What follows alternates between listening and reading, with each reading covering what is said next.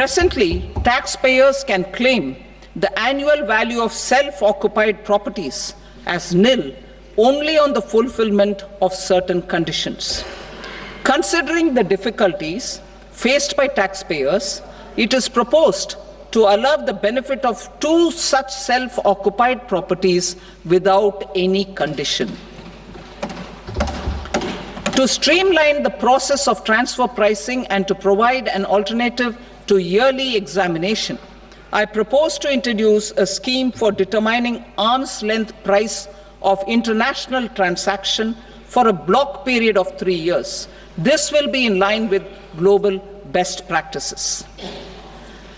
With a view to reduce litigation and provide certainty in international taxation, the scope of safe harbor rules is being expanded.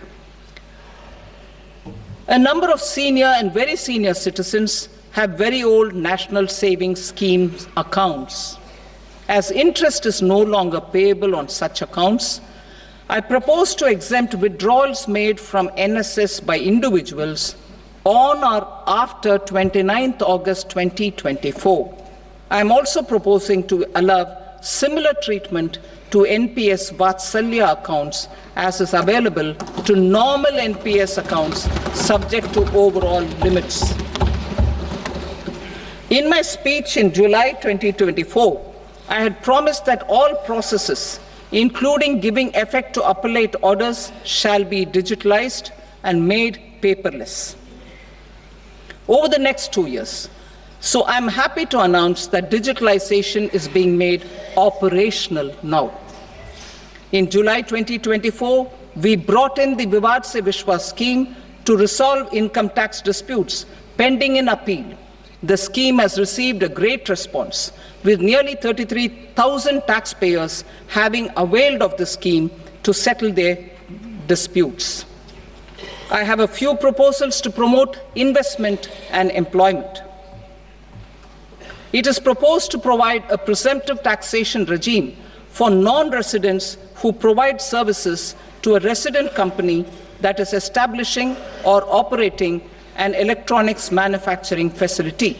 I further propose to introduce a safe harbor for tax certainty for non-residents who store components for supply to specified electronics manufacturing units. Presently, the tonnage tax scheme is available only to sea-going ships. The benefits of existing tonnage tax scheme are proposed to be extended to inland vessels registered under the Indian Vessels Act 2021 to promote inland water transport in the country. Extension for incorporation of startups. We continue to support the Indian startup ecosystem. I propose to extend the period of incorporation by 5 years to allow the benefit available to startups which are incorporated before 1/4/2030. In order to attract and promote additional activities in the IFSC, I am inter alia proposing specific benefits to ship leasing units, insurance offices, and treasury centers of global companies which are set up in IFSC. Further, to claim benefits, the cut-off date for commencement in IFSC has also been extended by 5 years to 31/3/2030. Category 1 and Category 2 AIFs are undertaking investments in infrastructure and other such sectors. I propose to provide certainty of taxation to these entities on the gains from securities, to promote funding from sovereign wealth funds and pension funds to the infrastructure sector. I propose to extend the date of making an investment by 5 more years up to 31st March 2030.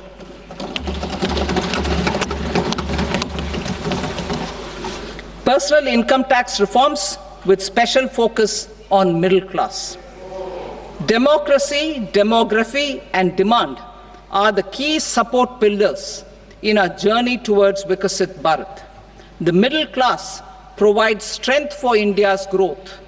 This government, under the leadership of Prime Minister Modi, has always believed in the admirable energy and ability of the middle class in nation building. In recognition of their contribution,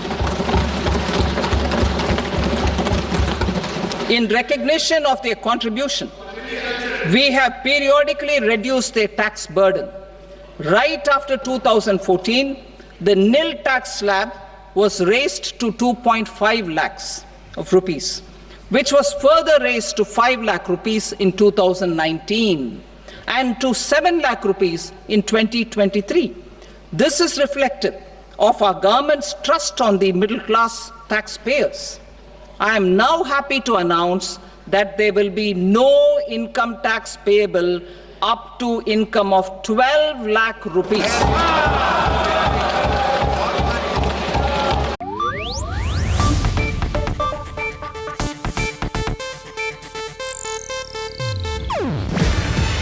ಇದು Asianet news network ಪ್ರಸ್ತುತಿ. ನೀವು ನೋಡ್ತಿದ್ದೀರಾ Asianet ಸುವರ್ಣ news.